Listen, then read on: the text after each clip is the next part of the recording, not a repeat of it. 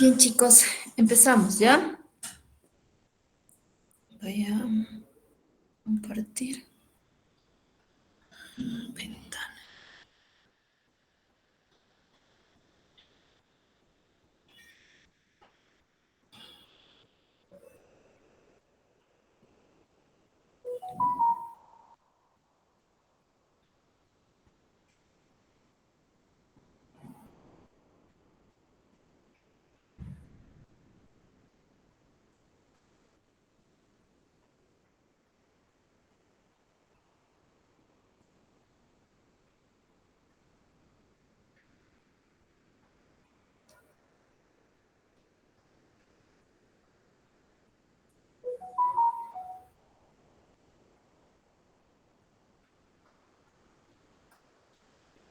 ¿Se ve, no es cierto?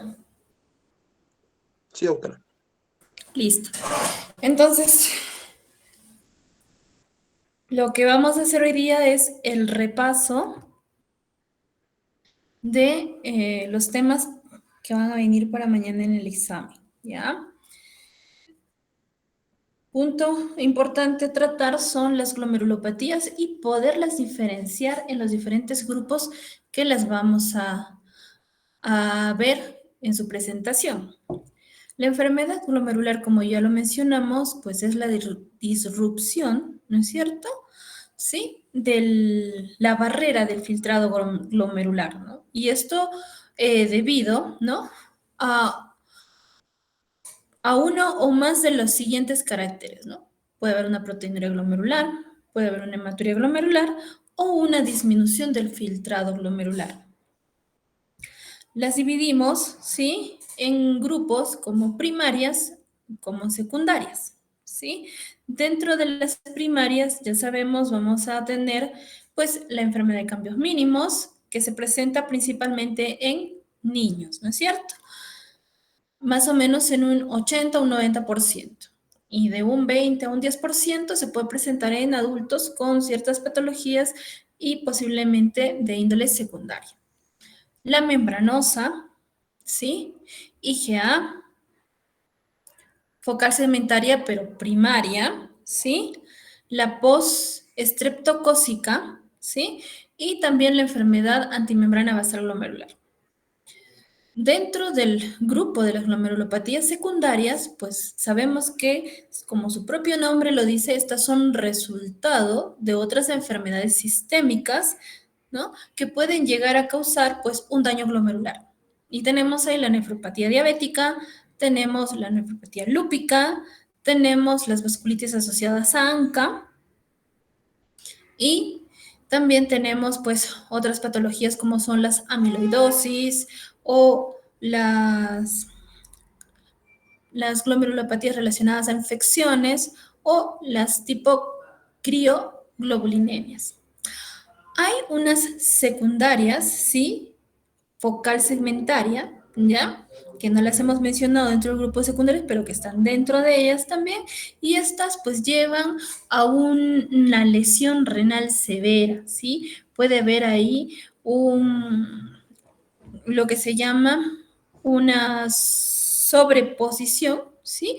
Con otras enfermedades. Y estas pues se podría decir hasta cierto punto son un poco más crónicas, ¿sí? Y pues pueden estar asociadas e incluso a una enfermedad renal no crónica, lo que hemos estado hablando, ¿no es cierto? En clase de enfermedad renal crónica y no, aguda ha sido, ¿no es cierto? De injuria renal aguda. O también algunas glomerulopatías, ya sean primarias o secundarias, ¿sí? Que si bien es cierto, llevan a una remisión completa o parcial, pero ya hay una pérdida importante de la función renal. Las glomerulopatías asociadas a obesidad, que estas principalmente son las que se sobreponen o se superponen a otros tipos de glomerulopatías, ¿ya? Que pueden ser incluso unas primarias, por ejemplo, una membranosa, por ejemplo, una cambios mínimos, ¿sí? Y esta puede sobreponerse a esta glomerulopatía y llevar ¿sí? A una mayor pérdida de la función renal, especialmente cuando está asociado a obesidad. Bueno, esto ya lo vimos en clase, lo podemos dividir también en dos grandes grupos, principalmente para temas de estudio. Nefrótico, mayor de 3,5 gramos en 24 horas, ¿sí?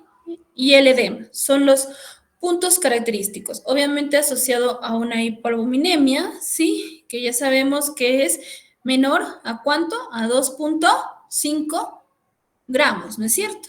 Hiperlipidemia o dislipidemia, una presencia de lipiduria y la hipercoagulabilidad. Cuando hablamos de esto, estamos hablando de un síndrome nefrótico puro.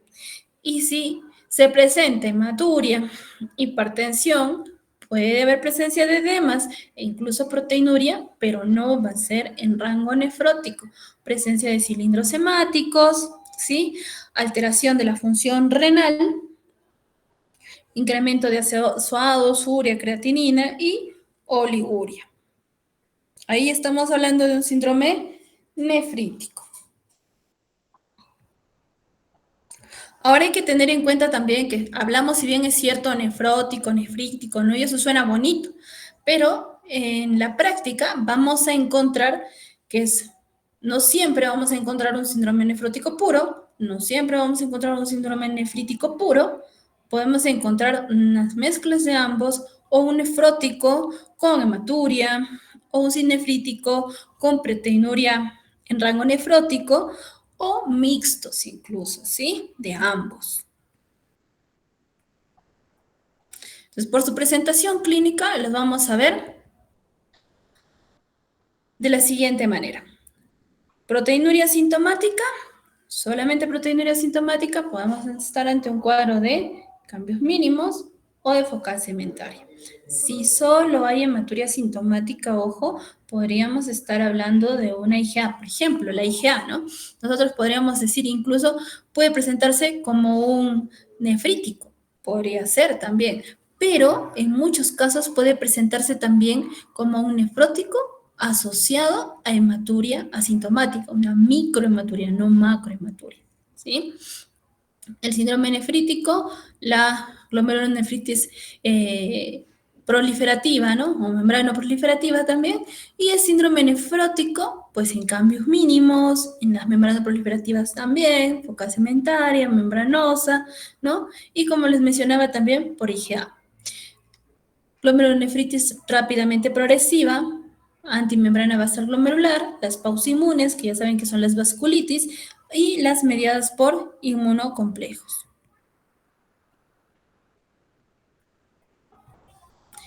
Y bueno, eso también ya lo habíamos mencionado, ¿no? Simplemente para hacerles recordar que puede cursar la proteinuria asintomática, puede cursar la hematuria asintomática, y es que estos serían pues rangos pequeños, ¿no? Menores de rangos nefróticos, pueden ir de 150 miligramos a 3 gramos por día. La hematuria puede ser mayor de 2 células rojas, ¿sí? Por campo, o puede ser también un poquito más altos, puede presentarse también algunas otras alteraciones, ¿no? Que principalmente nosotros vamos a considerarlo como la presencia de los eritrocitos dismórficos, ¿no? Obviamente que la presencia de eritrocitos dismórficos no es, ¿cómo se puede decir? Patognomónico, así por decirlo, de los problemas glomerulares. Pero si una hematuria es glomerular, vamos a encontrar eritrocitos dismórficos, ¿ya? Y el porcentaje va a ser mucho mayor a otro tipo de patologías, ¿no? Como por ejemplo puede ser la litiasis renal, que puede haber un grado, ¿no? Pero no es la misma fisiopatología para la presentación de estos eritrocitos dismórficos, ¿no? Obviamente son menos del 20% de la presencia de los eritrocitos dismórficos. La hematuria macroscópica, ya como su propio nombre lo dice, ya es una hematuria que puede evidenciarse, ¿no? Puede ser pues por el color oscuro, color Coca-Cola, ¿no? O café que presenta ya la orina, ¿no? E incluso puede tener un tinte medio rojizo incluso, ¿ya? Esto, bueno, pues puede estar asociado pues incluso a infecciones o también algún grado de alteración por alguna glomerulopatía, ¿no? Y puede estar asociado o no también a proteinuria. Y un síndrome nefrótico, como ya lo mencionamos, la proteinuria en rango nefrótico, la hipoalbuminemia menor de 2,5, el edema, la hipercolesterolemia o la dislipidemia y la lipiduria, ¿no?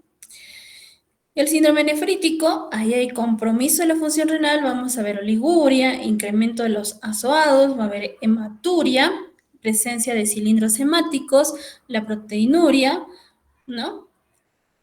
Por lo general en rango no nefrótico, hipertensión y es un poquito más agudo, la presentación es un poquito más aguda del síndrome nefrítico. Y las glomerulonefritis rápidamente progresivas, ¿sí? Que bueno, aquí vamos a encontrar principalmente que puede haber o puede desarrollarse una falla renal, ¿no? En días a semanas, puede haber una proteinuria que no necesariamente va a ser en rango nefrótico, va a haber hematuria, va a haber cilindros hemáticos, puede haber incremento de la presión arterial, como también puede estar normal, ¿no? Y puede estar también asociado con unas características, principalmente en los casos de vasculitis. Y con respecto a las glomerulonefritis crónicas, sí, ya sabemos, por ejemplo, ahí obviamente, ¿qué vamos a tener? Vamos a tener, pues, proteinurias ya en rangos nefróticos, puede haber también alguna alteración a nivel renal y eso puede estar asociado, pues, también a la presencia de hipertensión, ¿sí? Con respecto a la enfermedad de cambios mínimos, ya lo hemos mencionado, ¿sí? Simplemente para recordar, por favor, no se van a confundir, ¿ya? También conocida como la nefritis o la nefrosis lipoide, ¿sí? Y pues es una podocitopatía y hay un aumento de la permeabilidad glomerular. Entonces aquí vamos a ver en la gran mayoría de los casos síndrome nefrótico, ¿sí? Y puede presentarse también en adultos, sí puede presentarse, pero en muchos de esos casos puede ser secundario, ¿ya? En los niños, así siempre es un cuadro idiopático, un cuadro primario, puede estar asociado también a algunos genes, pero no a enfermedades sistémicas, ¿no? Como un problema secundario. Con respecto a la clínica, bueno, las características típicas de un síndrome nefrótico. En los niños vamos a ver edema facial, periférico, puede haber cefalea, dificultad respiratoria, historia de atopía o alergias, eso es bastante importante tomar en cuenta y puede presentarse también en algunos casos, en algunos niños, hipertensión. Los laboratorios nos van a mostrar proteinuria, ¿no?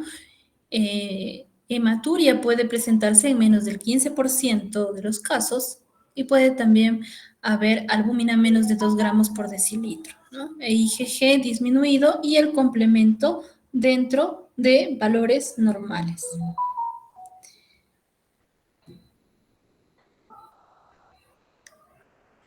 Listo. Entonces, ¿qué más tenemos que tener en cuenta? Obviamente los hallazgos histopatológicos, ¿no? Por eso es su nombre, cambios mínimos, porque si se ve en la microscopía óptica, obviamente no hay cambios evidentes aparentemente, ¿no es cierto? Pero si nosotros somos un poco más exhaustivos y buscamos, por ejemplo, en la microscopía de luz podemos encontrar en algunas situaciones gotas lipídicas de células tubulares, de ahí el nombre de nefrosis lipoide. Y en la microscopía electrónica, ahí sí vamos a ver pues grandes cambios como es la fusión de los procesos epiteliales, ¿no? ¿Cuáles son los procesos epiteliales?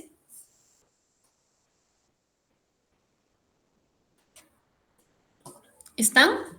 Sí, doctora, los podocitos. Son los pedicelos de los podocitos, ¿no es cierto?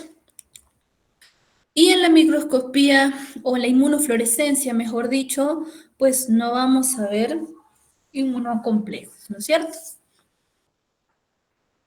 Con respecto al tratamiento, en este caso, por ejemplo, ¿sí? Por lo general, los niños con cambios mínimos no van. de rutina a una biopsia. Entonces, el paciente presenta su proteinuria en rango nefrótico, vemos los síntomas, los signos, ¿no es cierto?, en el paciente, y qué es lo que tenemos que hacer, iniciar corticoide. Si bien es cierto, hay una tasa importante de remisión espontánea, ¿no? Son niños, nosotros no vamos a esperar a eso, entonces se puede iniciar, ¿sí? Prednisona o metilprednisolona, ¿sí? Lo que tengamos a la mano y podemos darle 1 miligramo por kilo por día, ¿sí? De 4 a 16 semanas. Solamente si no evidenciamos respuesta es que nosotros podemos realizar una biopsia renal, porque posiblemente o hay una sobreposición con otra glomerulopatía o no se trate de una cambios mínimos, sino de otra glomerulopatía, ¿ya?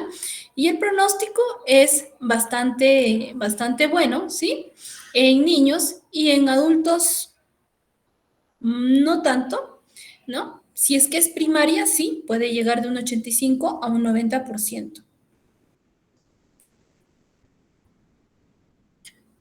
Y bueno, ¿qué formas secundarias podemos encontrar de cambios mínimos? Asociadas a medicamentos, ¿sí? Y tenemos el uso de los AINES, por ejemplo, tenemos el uso de interferón gamma, litio, ampicilina, rifampicina, cefalosporinas, pamidronato, ¿sí? Tioproonina, la de penicilamina, sulfasalacina y el uso de mercurio, ¿no? Que se usa bastante en las cremas protectoras. Las alergias también, por eso les decía, ¿no? En los niños, antecedentes de alergias o atopías. Puede ser al polen, a los ácaros del polvo, a las picaduras de insectos e incluso inmunizaciones. Con respecto a las neoplasias, los linfomas tanto de Hodgkin como de no Hodgkin, la leucemia linfocítica crónica, el timoma y el carcinoma renal, ojo, ¿ah? Y con respecto a infecciones, VIH, sífilis, tuberculosis y otras glomerulopatías como la glomerulopatía por IgA, el lupus y la diabetes tipo 1. Con respecto a la nefropatía por IgA, ¿sí? Aquí lo que vamos a encontrar es depósitos de complejos inmunes circulantes, y esto que va a llevar a la activación de la cascada de complemento, ¿ya? Ojo, que hay, si bien es cierto, una activación del sistema de complemento, en laboratorio vamos a encontrar complementos normales, ¿ya? Epidemiología, la causa más frecuente de hematuria aislada o asintomática, y es más frecuente en varones que en mujeres en relación de 2 a 1. La clínica, hay hematuria macroscópica, más o menos, pero esto sí asociado, ¿no? A positividad, se podría decir, en la tira reactiva en un 45%. La hematuria microscópica en un 40% y asociado a síndrome nefrítico, los que les comentaba, a un 10%. Es raro, ¿sí?, que haya una lesión renal aguda con o sin oliguria, pero puede presentarse también fatiga, ¿sí?, malestar general, fiebre, hipertensión. Los laboratorios de hematuria microscópica, ¿sí?, eritrocitos dismórficos, IgA elevada, mayor del 50%, C3 y C4 normales, ¿no?, como les estaba comentando. Y los hallazgos histopatológicos, vamos a ver depósitos globulares de IgA, podemos encontrar, ¿no?, depósitos asociados a C3 o a IgG en el mesangio, y en menor grado puede haber en la pared capilar glomerular, ¿sí? Entonces, a nivel histopatológico, los depósitos van a ser de C3, pero a nivel sérico, C3 y C4 van a estar normales. Por favor, no se vayan a confundir. Y el tratamiento es YECAS, corticosteroides, no tratamiento inmunosupresor en pacientes con un filtrado glomerular menor de 30 mililitros por minuto por 1.73 metros cuadrados, ¿ya? Salvo que se trate de una IgA crescéntica. Ahora, obviamente, pues eso va a depender mucho de la evaluación de su paciente, ¿no? Si el cuadro es muy agudo, tal vez pueden animarse al uso de corticoides, que al final también es un tratamiento inmunosupresor, ¿no? Obviamente, tal vez no siempre van a pensar en una ciclofosfamida, por ejemplo, o tal vez le darían con dosis corregida, dosis más bajita, ¿no? Pero, por ejemplo, ya el uso de inhibidores de la anticalcineurina, ya no, pues, ¿no? Ahí sí ya estarían un poquito eh, evitar, ¿no? Tendrían que evitar ese tipo de terapia. Y con respecto al pronóstico, el pronóstico pues es muy bueno, especialmente si hay presión sostenida elevada, proteinuria persistente, mayor de 1 gramo en 24 horas, y la función renal pues que esté disminuida, ¿no? Y que se esté asociando también a un síndrome nefrótico. Con respecto a focal segmentaria, ¿sí? La fisiopatología, ¿ya? Aquí, ¿qué nos dice? Hay lesión inherente dentro, directo de los podocitos, hay una epidemiología, ¿sí? Que nos dice que se puede presentar en pacientes de 18 o 45 años, especialmente con mayor frecuencia en varones, el 20% en pacientes con síndrome nefrótico, que diré, y representa el 10% de las biopsias renales en la evaluación de la proteinuria. La clínica, pues un edema periférico, proteinuria en rango nefrótico de un 60 a un 75%, hipertensión un 45 a 65% y también la presencia de hematuria, ¿ya? Entonces, se dan cuenta que puede presentarse con proteinuria en rango nefrótico en un buen porcentaje, pero ya si se asocia a hipertensión, ya si se asocia a hematuria o insuficiencia renal, ya no estamos hablando de un síndrome nefrótico puro, ¿no? Porque me podrían decir, pero doctora, ¿cómo dice síndrome nefrótico 20% y luego me dice proteinuria en rango nefrótico 60-75%? Es que la proteinuria en rango nefrótico no es lo único que me va a indicar un síndrome nefrótico. Acuérdense que un síndrome es un conjunto de signos y síntomas. Es decir, no se presenta completo, como hemos nosotros ya revisado. Estamos hablando de una proteinuria en rango nefrótico que puede estar asociado a una hipertensión, ya no está como un síndrome nefrótico puro, ¿no es cierto? O si se asocia a una hematuria que puede estar en un 30 o un 50% de los casos, o una insuficiencia renal. Acuérdense, dentro de la definición de síndrome nefrótico no está considerado, ¿sí?, la insuficiencia renal. Los laboratorios, hipoproteinemia, ¿ya? Aquí sí es una hipoproteinemia que puede ser en grados severos, ¿no? Menores de 2 gramos por decilitro.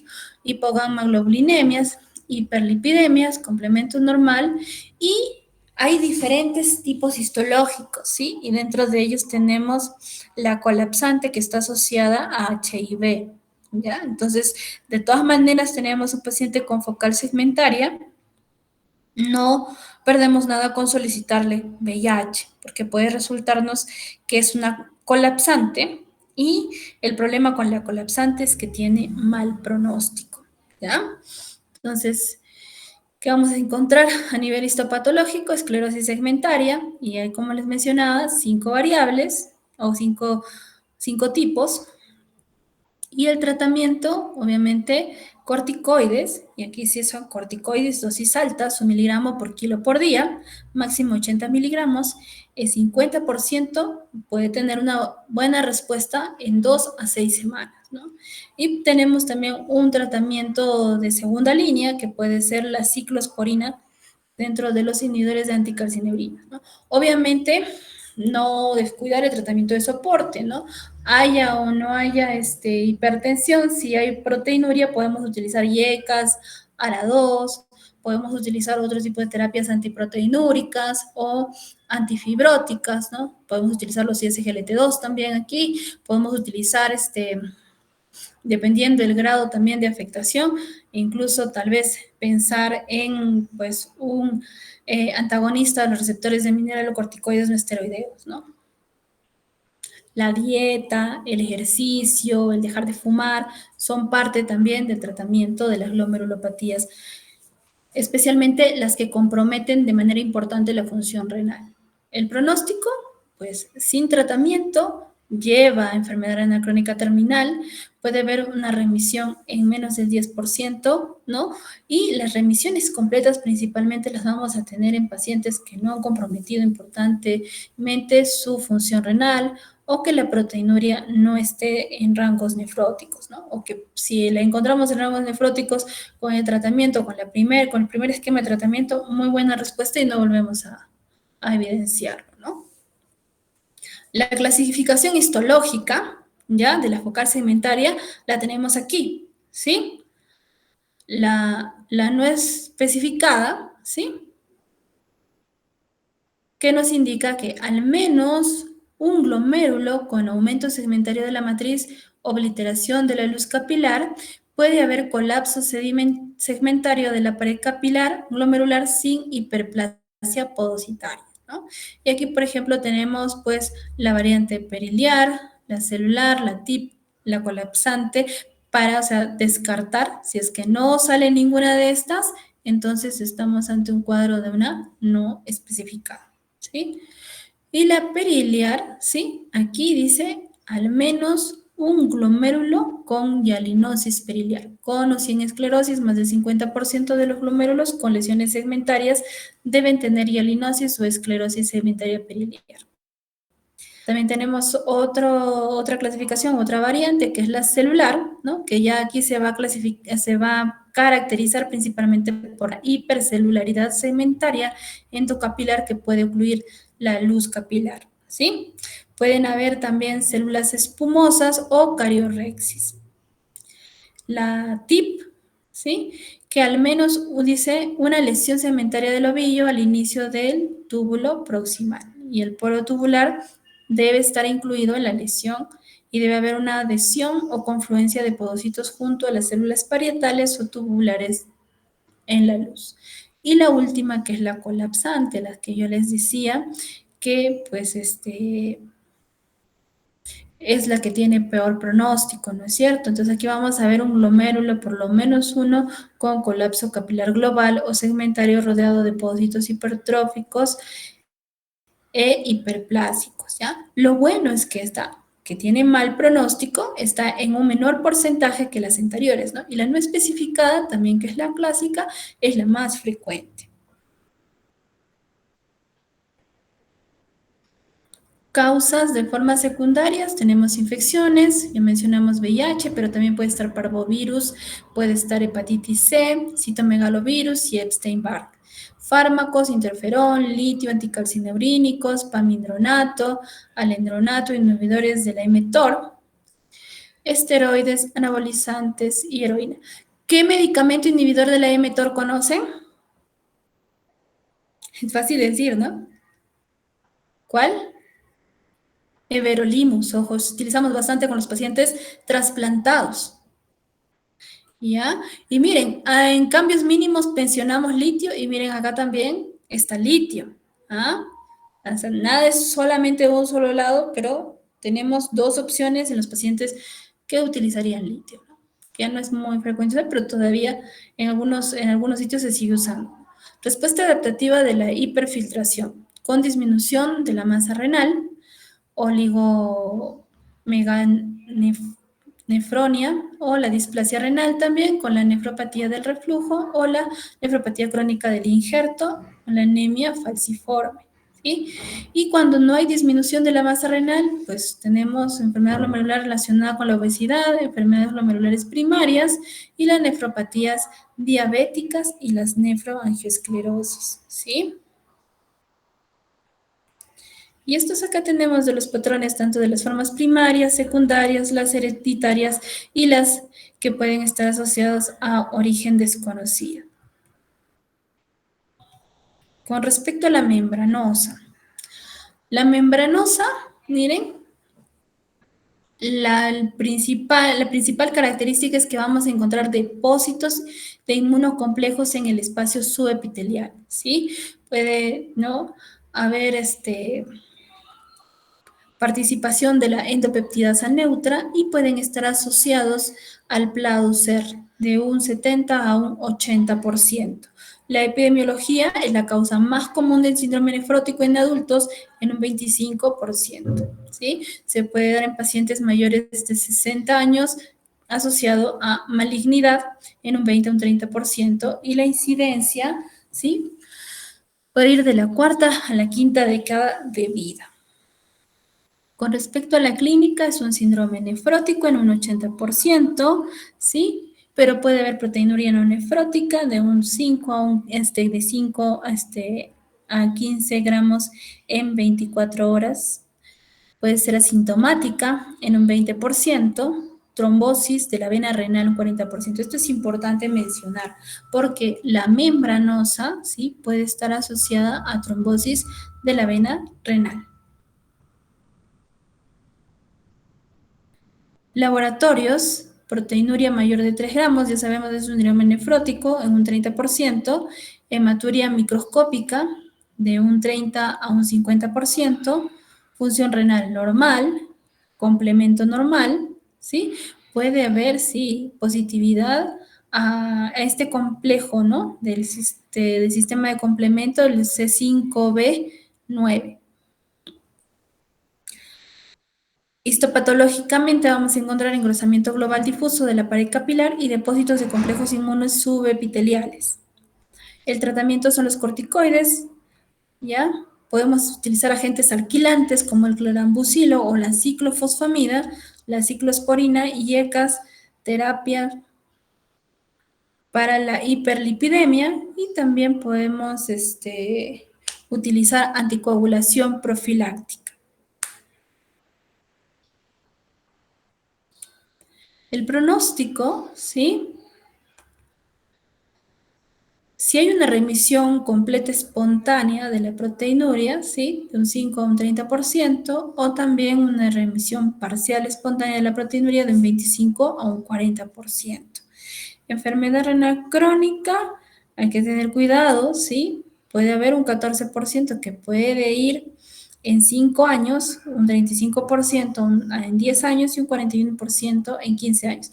Esto mucho tiene que ver, uno, con la terapia y con el cumplimiento, principalmente la adhesión del paciente al tratamiento, ¿ya?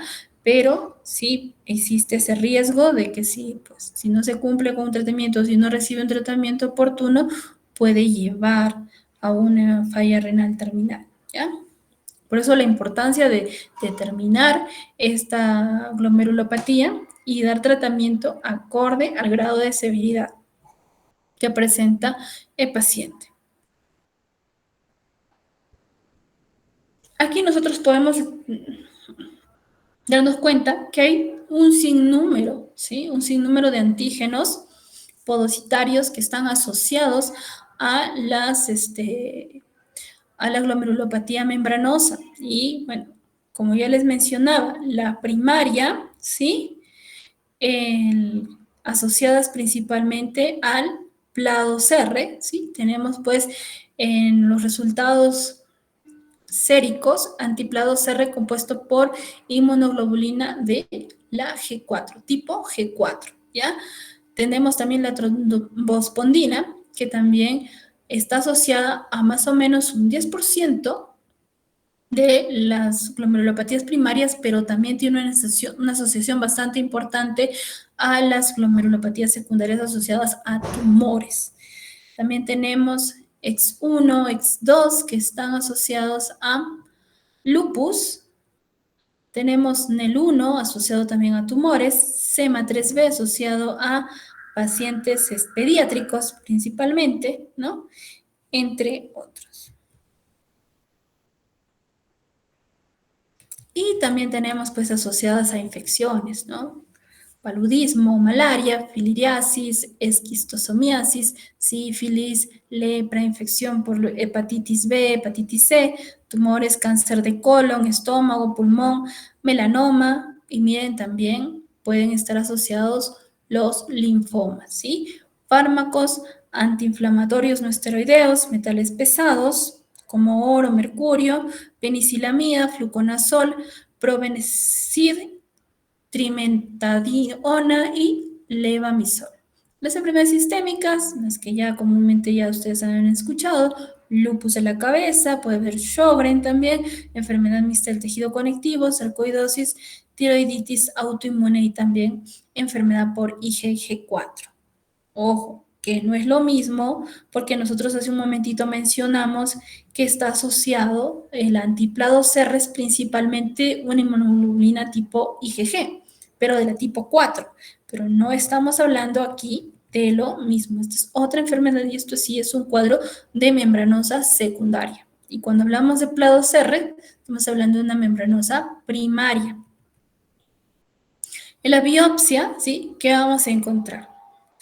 Podemos encontrar los capilares engrosados, pero no vamos a ver proliferación celular. Miren, la cantidad de células que se están presentando es de la cantidad habitual. No vemos hipercelularidad, no vemos nada de eso. Podemos encontrar depósitos de inmunocomplejos en las vertientes subepiteliales de la pared del capilar glomerular, ¿sí? Y como una presencia de unas puntitas o púas, ¿sí? No sé si se logran evidenciar aquí en la fotito, o spikes, les dice, ¿no? Como su nombre en inglés. Y también podemos encontrar depósitos electrodensos homogéneamente distribuidos a lo largo de toda esta parte externa que es el subepitelio del capilar glomerular.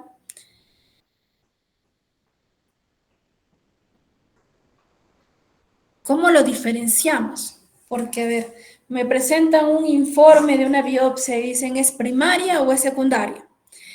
Ustedes se van a guiar primero el tipo de IgG que van a presentar. Acuérdense que son depósitos inmunocomplejos, entonces ustedes cuando hagan la biopsia van a tener que tener acceso a inmunofluorescencia. IgG4 en las primarias y en las secundarias IgG1 y IgG3. Y otra cosa, complemento, ¿sí? Hay depósitos de C3 en la inmunofluorescencia y ausencia de C1Q, ¿ya? Pero miren en las secundarias, C1Q, ¿ya? ¿Qué más tienen que tener en cuenta? Depósitos inmunocomplejos exclusivamente en localización subepitelial en la primaria y aquí mesangio y subendotelio, aparte del subepitelio en las secundarias, ¿ya? Ausencia de proliferación celular, aquí podría haber proliferación celular mesangial y endotelial. Y vamos a tener, si nosotros hacemos la prueba, ¿sí? En la biopsia para el plado CR, para el antígeno del plado CR, ¿ya? E incluso la trombospondina, como ya dije, si no es positivo al plado CR, que está más o menos en un 80% y un 10% que puede ser positivo a trombospondina 1, ¿no?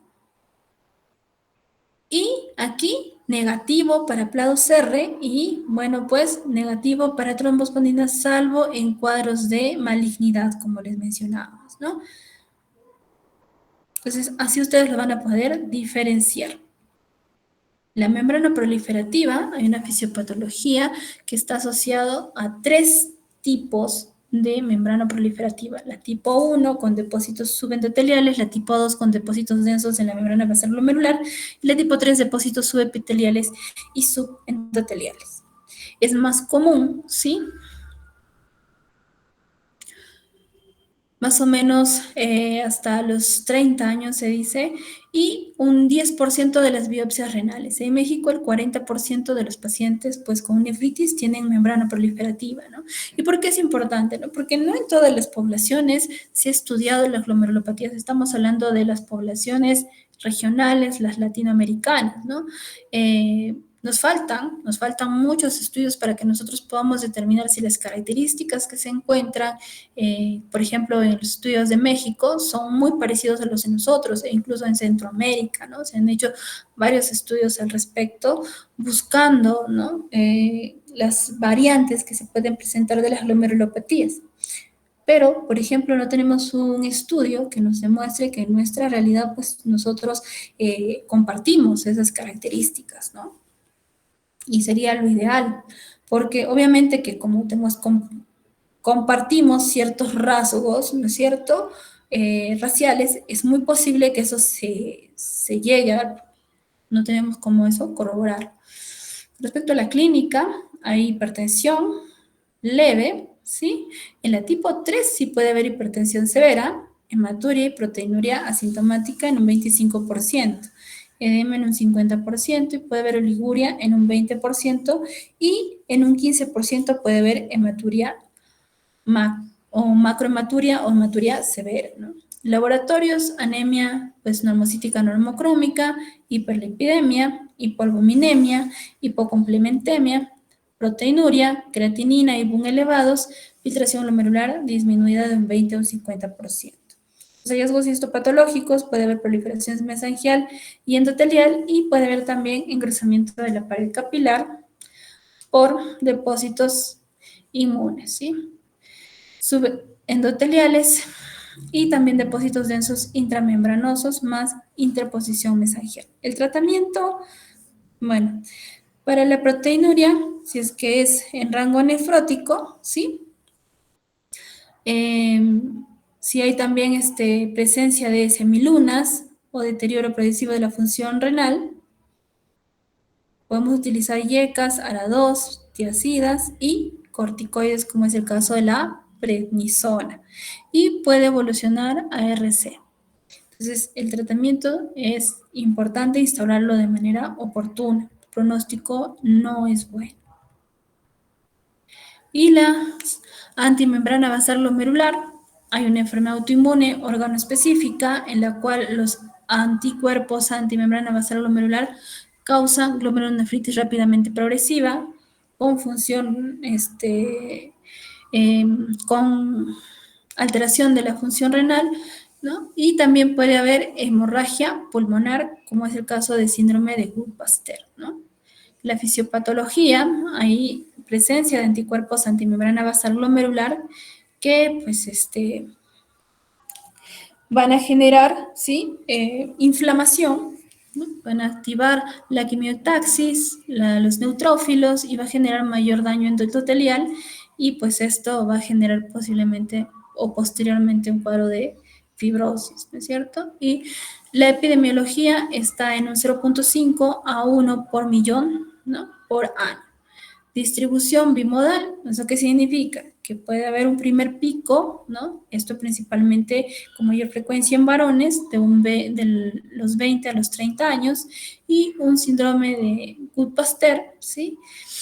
Por ejemplo, y en el caso del segundo pico, de 60 a 70 años, más preferentemente en mujeres, y aquí sí hay mayor afectación a nivel renal.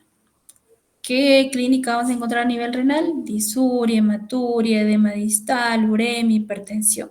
Y a nivel pulmonar, hemoptisis, tos seca, disnea, dolor faríngeo, crepitaciones. Laboratorios, bueno, tiene que ser serológicamente positivo al anticuerpo antimembrana basal glomerular por ELISA o por Western blot también. Y la creatinina, pues, normal en más del 36% de los casos. Puede haber también resultados de ANCA positivos en más del 32% de los casos. Y bueno, pues en la orina de 24 horas, obviamente también vamos a encontrar, ¿no?, la presencia de proteinuria. Es importante también realizar una prueba de imagen de tórax, ¿no? Ya que estamos hablando que este es un síndrome pulmón-riñón, entonces tenemos que evidenciar que haya en la presencia de la radiografía de tórax o de la tomografía de tórax la presencia de hemorragia alveolar. Hallazgos histopatológicos, el patrón lineal por depósitos de IgG en la membrana basal glomerular, más una glomerulonefritis crescéntica. Tratamiento, pues se menciona el protocolo de Hammerstein, que es corticoides más ciclofosfamida más plasmaféresis. Y el pronóstico, pues no es bueno, definitivamente progresa rápidamente a una falla renal, incluso terminal. A veces ni siquiera da el tiempo. Cuando el paciente está siendo evaluado tal vez por neumología, por un cuadro de hemoptisis o de tos, dolor torácico, incluso algunos pensando que puede tratarse de una neumonía, ¿no?, puede ya estar afectando importantemente los riñones. Y es más, ¿no?, nosotros hemos tenido casos de pacientes que llegan a diálisis, ¿sí?, y después de haber estado en diálisis más de una semana, empiezan a presentar los problemas, ¿no?, pulmonares. Y es ahí donde nosotros, cuando vemos el grado severo de afectación, que con la tomografía hacemos los resultados de los ANCAS o los anticuerpos, es que encontramos que es un paciente con una vasculitis, ¿no?, de este tipo. La clasificación de la glomerulonefritis primaria, ¿sí?, según las manifestaciones clínicas e histológicas. Por ejemplo, una lesión de cambios mínimos, ¿no?, ¿qué vamos a encontrar? Síndrome nefrótico. No va a haber hematuria, no va a haber síndrome nefrítico, no vamos a encontrar alteraciones del sistema urinario, del sedimento urinario, ¿sí? No vamos a encontrar insuficiencia renal rápidamente progresiva, ni tampoco signos de una nefropatía crónica, ¿sí? Pero una focal segmentaria sí podemos ver alteraciones a nivel de sedimento urinario, aparte de que puede presentarse síndrome nefrótico y asociado también a un cuadro de glomerulonefritis crónica. La membranosa, puede haber alteraciones asintomáticas del sedimento urinario, obviamente puede cruzar en la mayoría de los casos con síndrome nefrótico y puede estar asociado a un grado de cronicidad, ¿no?, dependiendo el grado de severidad. En la IgA hay alteración del sedimento urinario, hay hematuria, ¿sí?, hay síndrome nefrótico, o puede ser que no, puede haber síndrome nefrítico. En un porcentaje bajo puede haber afectación, ¿sí?, o insuficiencia renal rápidamente progresiva, y sí van a encontrarse sí o sí componentes de una glomerulonefritis crónica. Respecto a la membrana proliferativa, es un síndrome nefrótico o un nefrítico, acuérdense, es una de las que cursan con la mezcla de ambos, y puede haber signos de cronicidad. Con respecto a la extracapilar, vamos a encontrar un síndrome nefrótico, pero más un síndrome nefrítico, o también una insuficiencia renal rápidamente progresiva y signos de cronicidad.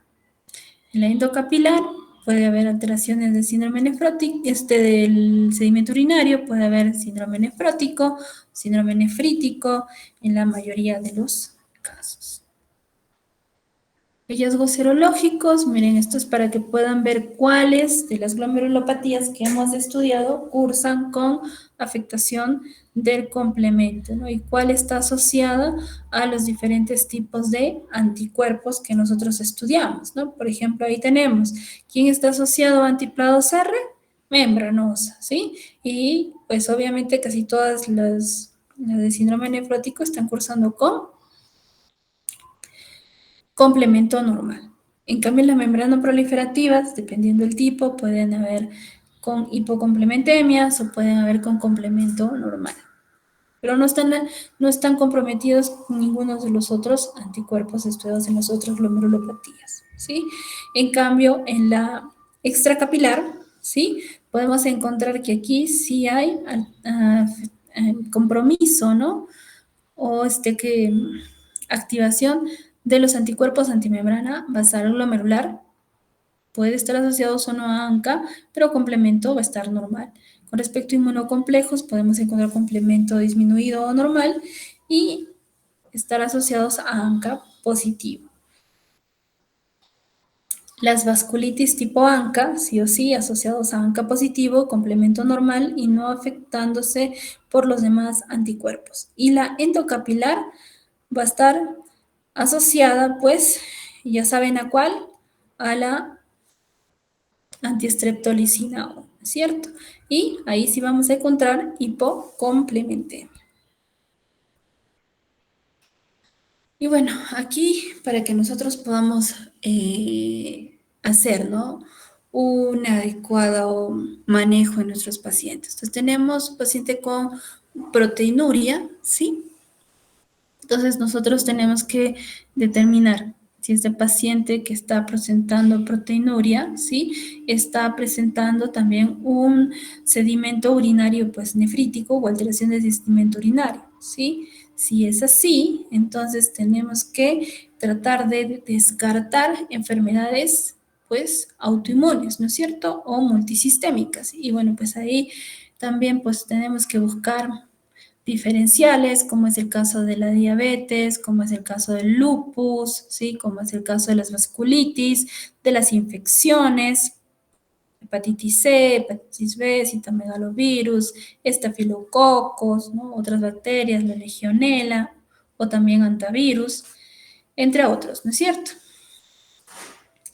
O tal vez estás tratándose de una crioglobulinemia o una microangiopatía trombótica o un genocholen o una enfermedad de Guss-Pasteur o un aterombolismo renal o una enfermedad de Fabry, ¿sí?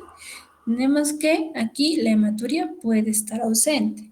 En cambio, si no hay evidencia de enfermedad multisistémica, entonces, ¿qué tenemos que pensar aquí? Entonces esto puede ser una primaria, ¿no es cierto?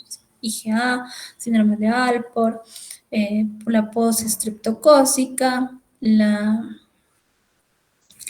membranoproliferativas, ¿sí? Las fibrilares o las inmunotácticas, las monoclonales, las proliferativas o también asociadas a la membrana basal glomerular, ¿cierto? Ahora, si el sedimento urinario, ¿sí? Está normal, entonces vamos a ver si hay evidencia de enfermedad sistémica o multisistémica.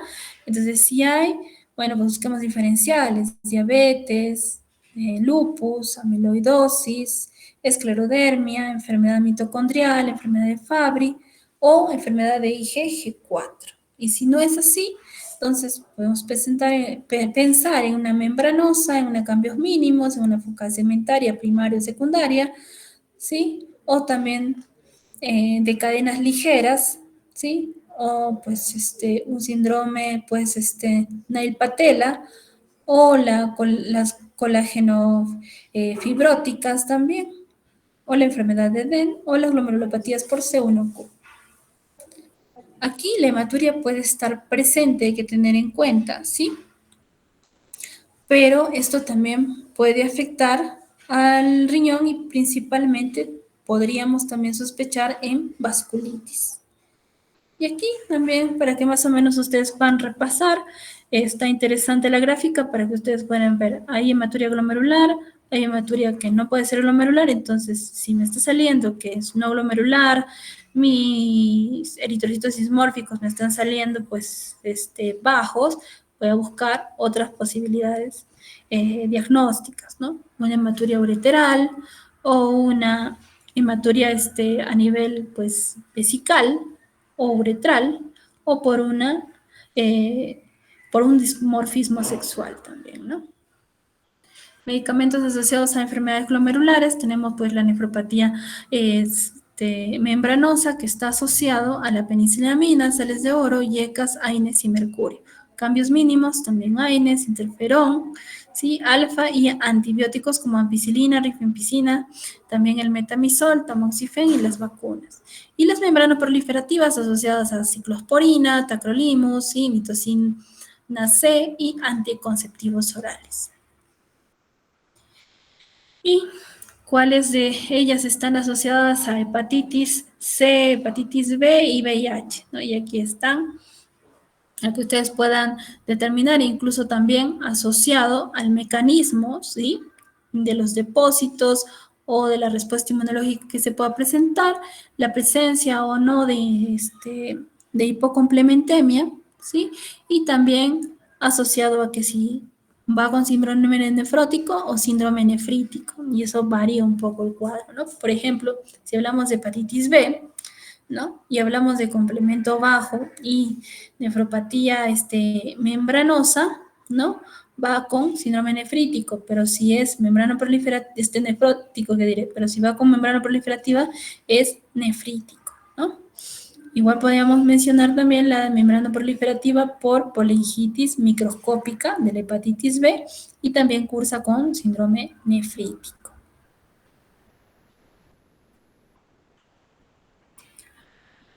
Y bueno, con respecto a las que están asociadas a cáncer o tumores, ¿ya? Tenemos aquí de las secundarias principalmente nefropatía membranosa, ¿sí? Con cáncer broncogénico, gástrico, renal, mama, próstata y colorectal, que va con síndrome nefrótico y pues asociado a varones mayores de 60 años fumadores, ¿sí? O la de cambios mínimos al linfoma de Hodgkin, mieloma múltiple y timoma, que también cursa con un síndrome nefrótico. La edad tardía representa más o menos la forma primaria de debut es antes de los 20 años. Focal segmentaria también puede estar asociado a tumores, como por ejemplo el cáncer o el carcinoma renal de células claras. La clasificación de las lesiones glomerulares en función del complemento, tenemos aquí las primarias, ¿sí? Con complemento disminuido, por ejemplo, tenemos membranoproliferativas 1 y 2, y las normales, pues las que ya hemos hablado, focal segmentaria, membranosa, enfermedad de cambios mínimos, IgA, y rápidamente progresiva, ¿no? Y de las secundarias, las que van con complemento disminuido, postestreptocócica, endocarditis subaguda, lupus y crioglobulinemis. Pues las otras, como polingitis microscópica, granulomatosis de Weffer, neurovasculitis por hipersensibilidad, púrpura Henoch-Schollen, síndrome de Gutt-Pasteur, complemento normal, ¿ya? Y bueno, aquí, adicionalmente a lo que estamos hablando, ¿no? Las que cursan también con complemento bajo o complemento normal asociados a enfermedades sistémicas, ¿no? Que ya saben son las secundarias, y las enfermedades normales, ¿no? Renales o idiopáticas, ¿no? Y bueno, aquí les traigo casitos para que más o menos vayamos repasando un poquito. Hombre de 22 años que acude a urgencia por presentar pues orinas oscuras notadas hoy por la mañana y se encuentra en recuperación de una infección de vías respiratorias que empezó hace 4 días. La temperatura del paciente es de 37.1, su presión de 145/92, frecuencia cardíaca de 80, respiratoria de 14 y exploración física sin dermatosis y articulaciones normales. Los laboratorios con examen de orina con glucosa negativa, proteínas una cruz, cetonas, esterasa y nitritos negativos, leucocitos de 3 a 6 por campo y eritrocitos de 30 a 50 por campo. Hay cilindros eritrocitarios, el sodio en 138, el bicarbonato en 22, el BUN en 18 y la creatinina en 1.4. Niveles de complementos séricos normales. Se solicitan estudios serológicos con resultados pendientes. ¿Cuál es el diagnóstico más probable? A ver, voluntarios. Nefropatía por IgA. Nefropatía por IgA. ¿Por qué? Por el complemento. Porque no hay consumo de complemento y también porque es una infección respiratoria que empezó hace 4 días, ¿ya? Entonces esto nos aleja de que sea pues una postestreptocócica, y aquí más o menos en este cuadrito pues para diferenciar, ¿sí? El desarrollo, por ejemplo, de la IgA es la infección más o menos, ¿sí?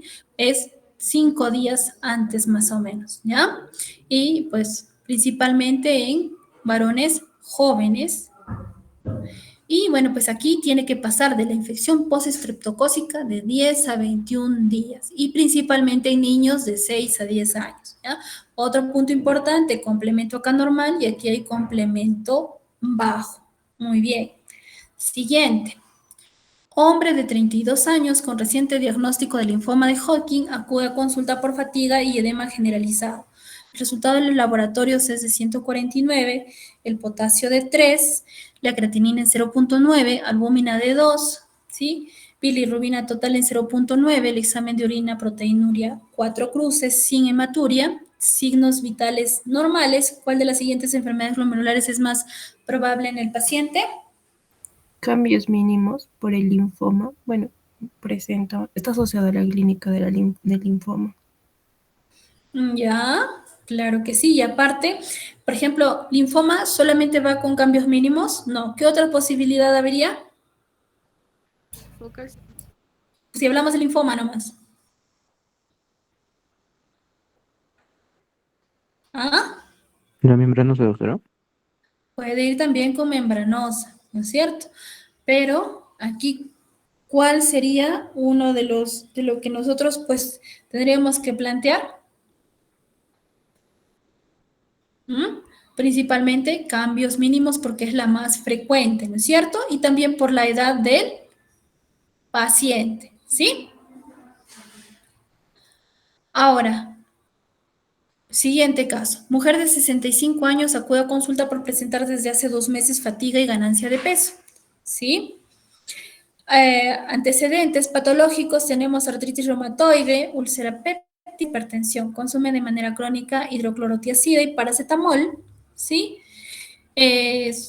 No fuma, no usa alcohol ni drogas, ¿ya? Su presión está en 120/70, su frecuencia cardíaca en 80, respiratoria está en 14, hay edema generalizado, hay palpitación de hígado 5 centímetros por debajo del borde costal, hay un examen general de orina con proteinuria de 4 cruces y en el ultrasonido renal se evidencia crecimiento bilateral. Se realiza la biopsia. ¿Cuál es el hallazgo patológico más probable que se observará en la biopsia?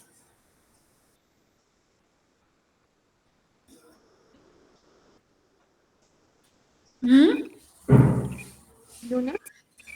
¿Cuál?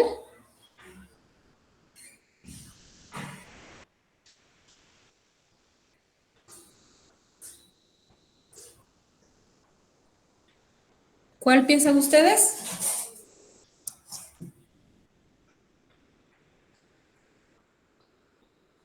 La C, doctora. Y alinosis de la pared de la arteriola aferente. A ver, miremos acá. Este es un paciente, ¿sí? Que tiene antecedente de artritis reumatoide. Entonces aquí nosotros tenemos que ver, esto es una amiloidosis, ¿no es cierto? Entonces tenemos que ver aquí 2 puntos importantes. Hay las amiloidosis, ¿se acuerdan? De las cadenas ligeras y las secundarias que pueden estar asociadas a otras condiciones, como puede ser inflamaciones crónicas, infecciones crónicas o un mal plegado de las proteínas anormales, ¿sí?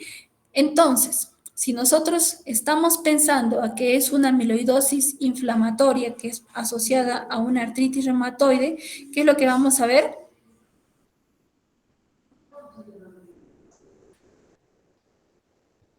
¿Qué vamos a ver? Hialinosis. Y alinosis.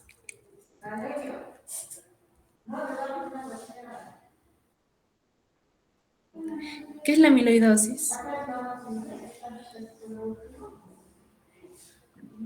Área con depósitos glomerulares, tinción. Exacto, con tinción especial. ¿Qué tinciones se utiliza? El rojo Congo. Rojo Congo. Exacto. Hongo. Siguiente, varón de 68 años diabético, sin retinopatía diabética ni alteraciones urinarias previas, con edema palpebral e insuficiencia renal. ¿Cuál sería la causa más probable de su patología? Membranosa, doctora. Miren, es diabético, pero no tiene retinopatía diabética. Entonces, ¿qué vamos a descartar de primera instancia?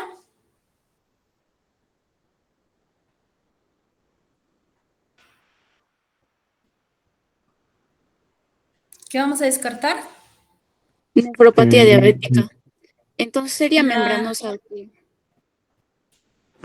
Sería membranosa por causa secundaria. por causa secundaria.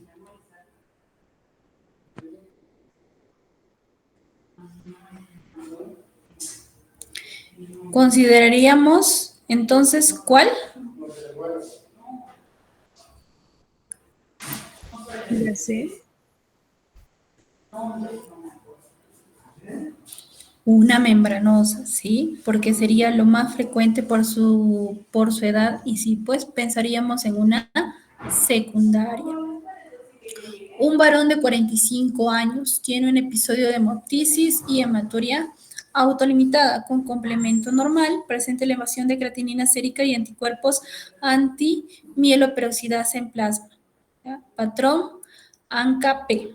¿Cuál es la primera posibilidad?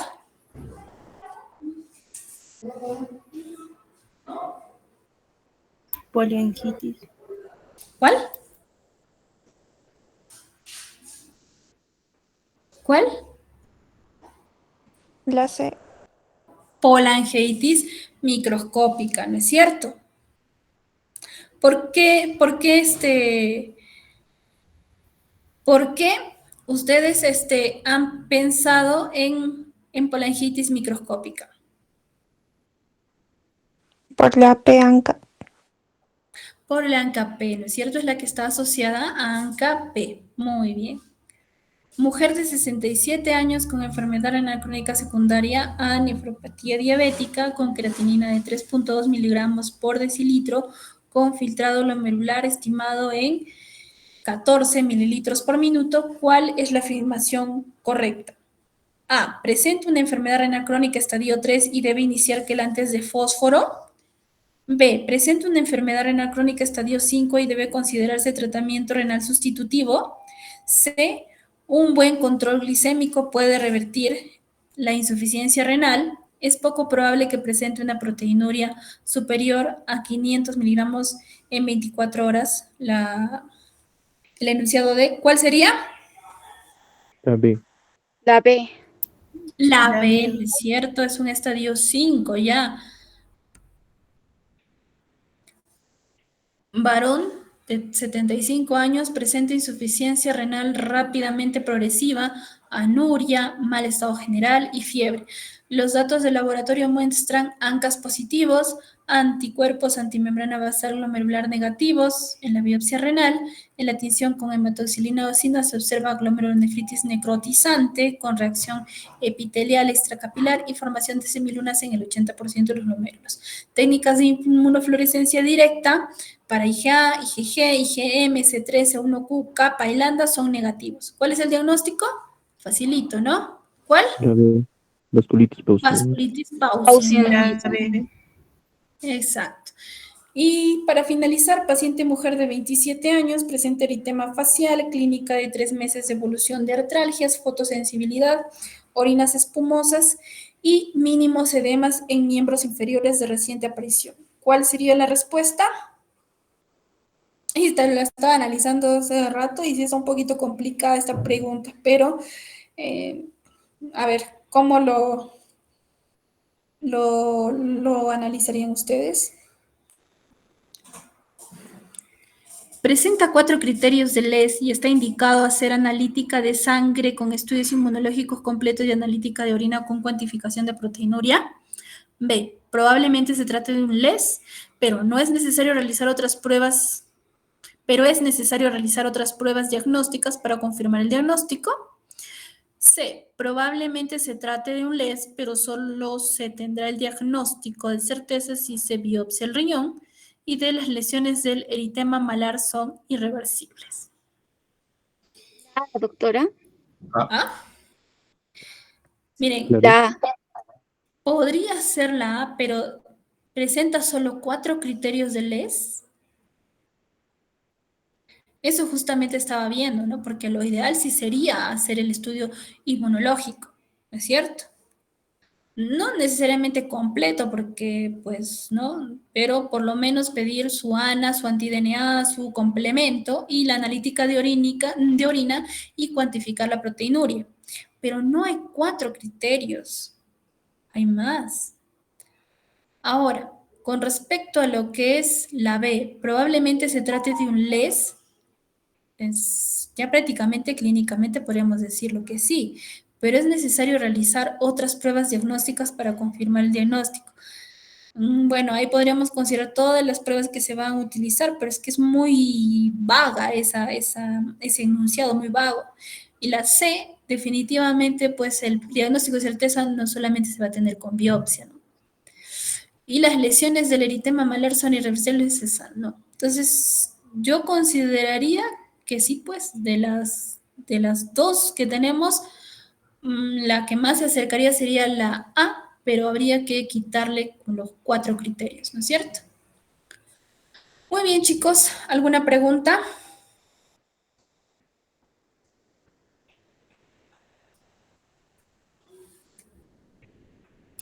Todo claro, doctora. Todo claro, entonces listos para mañana el examen. Falta todavía, doctor. Falta repaso. Seguimos en el proceso. Están en el proceso, dice. No, seguimos repasando, doctora. Y así tienen que seguir repasando, ¿va? Entonces, ¿el examen a qué hora estamos quedando? ¿A las 12 va a ser? A las 7, por favor. Hablo con la delegada. El rector me dijo como 7:30, pero a ver, voy a decirle en todo caso que se quede para las 7:30, ¿está bien? Sí, sí, está bien. Sí, doctorita, Sí, por favor. por favor, doctora. Ya le voy a decir entonces que ya pues ni modo, porque me dijo, no, si no, no, entonces, pero de una manera un poco como que dice, yo quiero que sea para el mediodía, ¿no? Yo le voy a decir, ¿ya? Si hay alguna cosa que el doctor me diga que no, que de preferencia, porque me dio a entender como que dicen, por mi grupo no hay problema, ¿no? Como quien dice, si lo haríamos más tarde sería por causa de tu grupo o algo así. Le voy a decir que como tengo consulta en la mañana, pues no voy a poder llevar a cabo el examen a esa hora. Entonces, Sí, por pero a favor. las 12, ¿qué vamos a Por hacer? favor, doctorita. ¿Ah? Tendríamos que hacer clase. Virtual tal vez, doctorita, pero sí, para seguir repasando. Por favor, doctorita. Sí. Completaríamos lo que es enfermedad renal crónica, ¿no es cierto? Sí, doctorita, por favor. Sí, pero virtual, por favor, doctora. Virtual. Ya, chicos, ya eso lo voy a decir al doctor, ¿ya? Listo. Muchas gracias, doctorita. Hasta luego. Buenas noches. Hasta luego, chicos. Estudien, sigan estudiando, ¿ah? Nos vemos.